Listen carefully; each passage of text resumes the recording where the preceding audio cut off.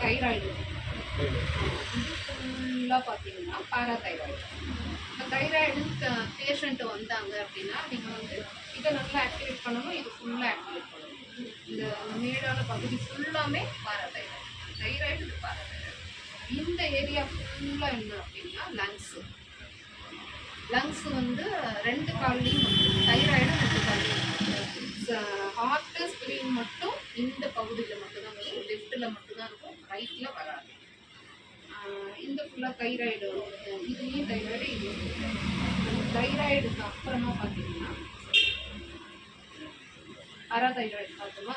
இந்த கேப் இருக்குல்ல, இந்த கேப்லேருந்து இந்த வளைவு வந்து இரைப்பை.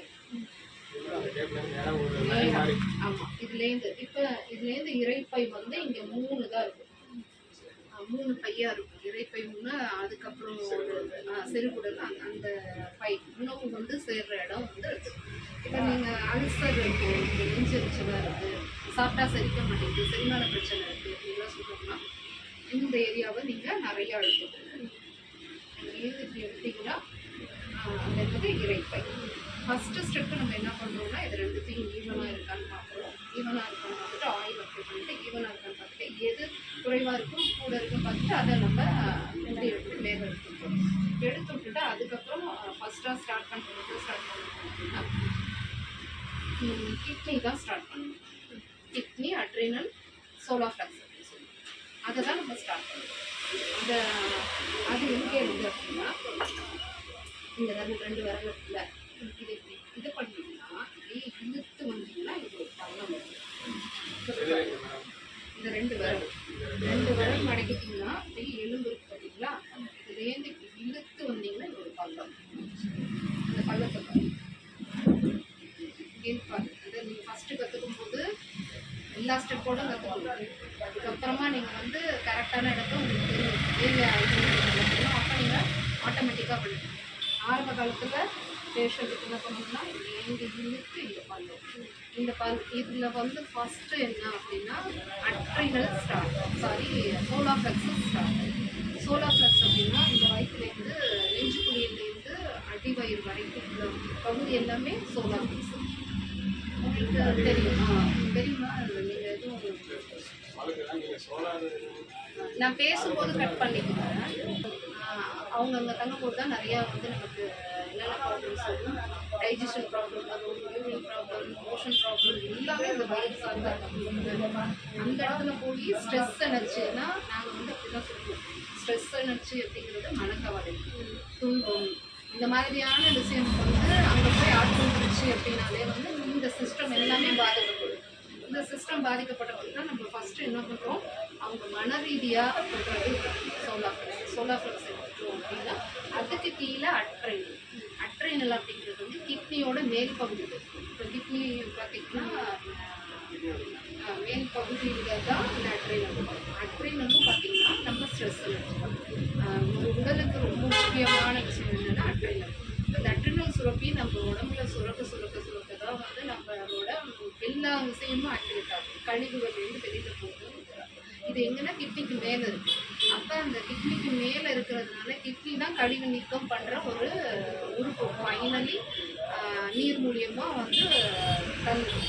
அப்போ அந்த இது அட்ரினல்ங்கிறது ஒரு சுரப்பி தான். அந்த சுரப்பி வந்து கிட்னி பக்கத்தில் இருக்கிறதுனால அதுலேருந்து அடுத்து கிட்னி வழியாக நமக்கு தேவையில்லாத கழிவுகள் வெளியில் போகும். அதனால் நம்ம ஃபஸ்ட்டு என்ன செய்யணும், உடற்கழிவுகளை நீக்கிட்டு தான் அடுத்த செக்ஷனை நம்ம பார்ப்போம். அதனால் ஃபஸ்ட்டு என்ன பண்ணணும்னா அந்த சோலார் ஃப்ளக்ஸில் நம்ம பாயிண்ட் பார்க்குறதுனால அவங்க மனசை போய் தொடுறோம். அவங்க மனசுலேருந்து அந்த ஸ்ட்ரெஸ் எனர்ஜியை வந்து எடுத்து விடுறோம்.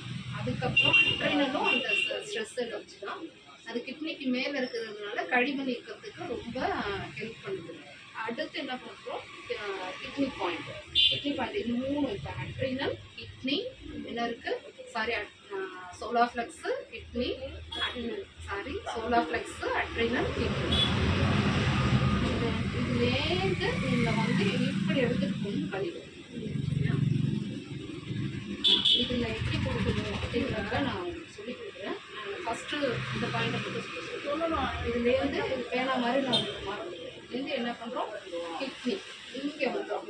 இங்கே வந்துட்டு இந்த இடத்துல இந்த மாதிரி வந்து இங்கே தான் கழிவு எல்லாம் தேங்கிருக்குல்ல கரைச்சி விட்டுட்டு நம்ம பண்ணிட்டு இன்னொரு ஸ்டிக் இருக்குது அந்த ஸ்டிக்கால் நம்ம அப்படியே கரைச்சி விட்டுட்டு இப்போ இதை க்ளீன் பண்ணிட்டோம், இந்த ரூட்டை க்ளீன் பண்ணிட்டோம் அப்படின்னாலே அவங்களுக்கு வந்து மைண்ட் லெவலில் அப்படியே கொஞ்சம் காம் இதெல்லாம் கிடைக்க ஆரம்பிச்சிடும். ஸ்ட்ரெஸ் எனர்ஜி கொஞ்சம் கொஞ்சமாக குறைய ஆரம்பிக்கும். கழிவு நீக்கிறதுக்கு மற்ற உறுப்புகளில் நம்ம யூஸ் பண்ணும்போது இதில் ஈஸியாக கழிவு போகிறதுக்காக நம்ம அதை பண்ணி சுத்தம் பண்ணிடுறோம். வீட்டை சுத்தம் பண்ணுற மாதிரி தான். ஃபஸ்ட்டு ஒரு பூஜை பண்ணும்போது என்ன பண்ணுவோம், எல்லாத்தையும் சுத்தம் பண்ணி கழுவி உடச்சி பண்ணுவோம். அதுக்கு முன்னாடி என்ன பண்ணணும், வீட்டை கழுவி விட்டுருவோம்ல, கழுவி விட்டால் அந்த தண்ணி எங்கே போகணுமோ அதை கழுவி அது மாதிரி அந்த வெளியே நீக்கிறது தான் இதோட பாயிண்ட். இப்போ என்னென்ன பார்த்துருக்கோம் நீங்கள் ஃபஸ்ட் என்ன பாயிண்ட் எடுத்தோம்னா சோலார்ஸ் இதுதான் மெயின். ஃபஸ்ட்டு என்ன பார்க்கணும், சோலார் ஃப்ளக்ஸ், அட்ரினல், லிக்விட். இந்த 3 பாயிண்ட்டையும் டச் பண்ணி வெளியில் கழிவை நீக்கிட்டு தான் இது யூரினரி ட்ராக், யுரேத்ரா அப்படின்னு சொல்லுவாங்க. யூரினரி ட்ராக்கு யுரேத்ரா டியூப் வழியாக தான் கழிவு வந்து வெளியில் வரும். இது இந்த பகுதி என்னன்னா யூரின் போகிற எண்டு, ஜென்ஸாக இருந்தாலும் சரி லேடிஸாக இருந்தாலும் சரி, அந்த எங்கே எடுக்கிறோம் அதே இடத்துல வெளியில் போகிறதுக்கு இந்த நம்ம ஃபஸ்ட்டு ஸ்டெப்பு நீங்கள் ரெண்டாவது ஸ்டெப்பு 3 இதை பார்த்தாச்சு, உறுப்புகள் பார்த்தாச்சு. நாலாவது என்ன பார்க்க போகிறோம்னா அடுத்து லங்ஸ் வந்து க்ளீன் பண்ணணும். கிட்னி க்ளீன் பண்ணிவிட்டு அடுத்து லங்ஸ்லேருந்து கிட்னியோட லங்ஸுக்கும் கிட்னிக்கும் கொஞ்சம் படித்ததுனால அந்த ரிலேட்டட் வந்து இது ரெண்டுத்துக்கும் இருக்குது தொடர்பு. லங்ஸில் ப்ராப்ளம் அப்படின்னாலும் கிட்னி பாதிக்கும், கிட்னியில் ஒரு ப்ராப்ளம் இருக்குன்னா லங்ஸ்லேயும் பிரச்சனை இருக்குன்னு அர்த்தம். அப்போ நம்ம என்ன பண்ணணும், கிட்னியை க்ளீன் பண்ணிட்டோம், அடுத்து என்ன பண்ணணும், லங்ஸை க்ளீன் பண்ணணும். லங்ஸை நீங்கள் க்ளீன் பண்ணணும் பண்ணுறப்ப இதாலே தேய்ச்சி விடணும். இங்கே கிட்னியை வந்து அந்த ஸ்டெப் இந்த ஸ்டெப்பால் சொன்னேன் இல்லையா, இந்த ஸ்டெப்பால் வெளியில் எடுத்துட்டு வந்து கொடுத்துட்டு இதால் அந்த கட்டியை இந்த இடத்துல உள்ள கரைச்சி விட்டுட்டு அதுக்கப்புறம் எடுத்துக்கிட்டோம்னா இந்த ஸ்டெப்பால் இது நார்மல் பீப்புள் கிட்னியில் ப்ராப்ளம் இல்லை, ஏப்பம் வராமல் இருக்குது. கிட்னியில் ப்ராப்ளம் அப்படின்னாவே என்ன பண்ணணும், நம்ம நிறைய டைம் வந்து இழுத்து விடுற மாதிரி ஒரு 21 டைம்ஸ் வச்சுக்கணும். மினிமம் கிட்னி ஸ்டோன் இருக்குது அப்படின்னா 50 டைம்ஸ் வச்சுக்கணும். அப்போ தான் அந்த கல் வந்து கரைஞ்சி விடும். அவ்வளோ நேரம்னா நீங்கள் ஸ்மூத்திங்காக பண்ணணும். அவ்வளோ நேரம் அப்படிங்கிறது வந்து கவுண்டிங் தானே, 1 2 3 4 அப்படின்னு தானே கவுண்டிங். அப்படி அது 2 நிமிஷம் 3 நிமிஷம் அப்படி ஆகும். அழுத்தம் அதிகம் கொடுக்க தேவையில்லை. ஜென்ரலாக வந்து நான் அதை பற்றி நான் பின்னாடி இழுத்துட்டீங்க அப்படின்னா ஃபஸ்ட்டு ஸ்டெப்பில் என்னென்ன பண்ணணும் வந்து first adrenal kidney, solar plexus adrenal kidney. Solar ஃப்ளக்ஸுங்கிறது அடுத்து அட்ரினல், அடுத்து கிட்னி. இது வந்து சும்மா ஒரு அடையாளத்துக்கு தான் நான் சொல்லிட்டேன்னா. இதை நீங்கள் ஆரம்பத்தில் கற்றுக்க போகும்போது இதை மடக்கி விடுறீங்க, இதில் ஏந்தி இழுத்து கீழே வர்ற பள்ளத்துலேருந்து தான் என்ன ஆரம்பிக்குது சொல்லலாம். அடுத்து என்ன, அதுக்கப்புறம் இது என்னது கழிவு வந்து urethra, urinary track, urinary tube அப்படி சொல்லணும். கழிவு நீக்கும் அது என்ன பண்ணுது வேலை பார்க்குறதுன்னு சொல்லியிருக்கேன். ஆனால் இந்த ஏரியா என்ன, யுரேத்ரா, யூரினரி ட்ராக்கு, இல்லை யூரினரி டியூப், இந்த மாதிரி என்ன ரெண்டு இடத்துல என்ன பண்ணணும், கரைச்சிட்டு அதுக்கப்புறம் ஃபுல்லாக வலிச்சு விட்டுரும். கழிவுகள் என்ன பண்ணுறோம், வெளியிருந்து இதில் எடுத்து வந்து வலிச்சு விட்டுரும். இதில் இந்த ஸ்டெப் கம்ப்ளீட்டாக மறக்க மாட்டீங்களா? இப்போ 2 பேருமே ஒரு வாட்டி சொல்லிடுங்க. ஃபஸ்ட்டு நம்ம வந்து இப்போ கிட்னியில் ஏதாவது ஒரு ப்ராப்ளம் அதெல்லாம் வேண்டாம். எனக்கு வந்து இப்போ பாயிண்ட்டு எங்கே ஃபஸ்ட்டு ஸ்டார்ட் பண்ணணும், அது வந்து நான் உங்களுக்கு சொல்லி கொடுக்குறது எப்படி கண்டுபிடிக்கணும். எனக்கு வந்து அந்த உறுப்பு அதில் மட்டும் சொன்னால் போதும். என்ன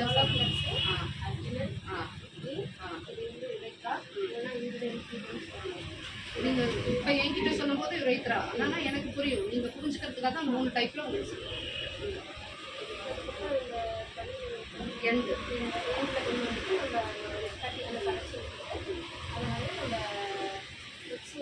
கரெக்ட். ஓகே. நீங்க ஃபர்ஸ்ட் பண்றதெல்லாம் எனக்கு சொல்ல வேண்டாம். என்னென்ன பாயிண்ட் அங்க இருக்குன்னு மட்டும் சொல்ல போதும். நீங்க சொல்லுங்க. ஃபஸ்ட்டு மேடம் இந்த பள்ளம் வந்து சோலார் பிளஸு, அதுக்கு கீழே வந்து அக்னிகள், அதுக்கு கீழே கிட்னி இருக்குது. இதனோட கழிவுகள்லாம் இந்த ஏரிக்கிற வழியாக நேராக வெளியேறும். இந்த இடத்துல வந்து இந்த இடத்துல இருக்கிறதுனால இந்த இடத்துல கொஞ்சம் கரைச்சி விட்டோம்னா வெளியேறும். வெளியேறதுக்கு என்ன பண்ணணும்? கரெக்ட். கரைச்சி அவ்வளோதான். இதுதான் ஃபஸ்ட்டு ஸ்டெப்பு. நீங்கள் 2 கால்லையும் பண்ணலாம். 2 கால்லையும் இந்த ஸ்டெப்பை ஃபஸ்ட்டு பண்ணிக்கலாம். இப்போ நான் எப்படி ஸ்டெப் பண்ணுவேன் அப்படிங்கிறத நான் உங்களுக்கு பின்னாடி சொல்லித்தரேன். இந்த ஸ்டெப் முடிச்சுட்டு தான் நீங்கள் அடுத்த லெவலுக்கு போகணும். அடுத்து என்ன சொல்லியிருக்கேன்? லங்ஸ். நெக்ஸ்ட் பாயிண்ட் என்ன போகணும்? லங்ஸ் வந்து பெருசாக இருக்கும். சரியா? லங்ஸ். இந்த லங்ஸை வந்து நீங்கள் இதால் எடுத்து இப்படி நல்லா கரைச்சி விடணும். லங்ஸில் நிறைய என்ன பிரச்சனைகள், சளி தொந்தரவு, ஜலதோஷம், அடிக்கடி தும்மல், இருமல், இந்த மாதிரி ப்ராப்ளம்ஸ், சைனஸ் இதெல்லாம் சொல்லுவாங்க இல்லையா? சைனஸ் வந்து சைனஸ்க்கான பாயிண்ட் விரலில் வந்துடும். ஆனால் நீங்கள் வந்து இதுக்கு காரணம் சைனஸ் வரத்துக்கும் நுரையீரலுக்கும் காரணம் இருக்குது. நுரையீரல் வழியாக தான் சைனஸ் நமக்கு வருது. நீர் போய் கழிவு நீர் போய் தேங்கி சைனஸ் வரும். நீங்கள் சளி சம்பந்தமாக பிரச்சனை சொல்கிற எல்லாத்துக்குமே நீங்கள் என்ன பண்ணுறீங்க? இந்த லங்ஸ். அதே மாதிரி இந்த பகுதியில் இதுதான் லங்ஸ். லங்ஸ் என்ன பண்ணணும் அப்படின்னா 2 சைடும் லங்ஸ் வரும். ஆமாம், இதே தான். 2 சைடுமே லங்ஸ் வரும். இப்போ அதே மாதிரி தான் கிட்னி, அட்ரினல், சோலோ பிளக்ஸ் 2 சைடுமே.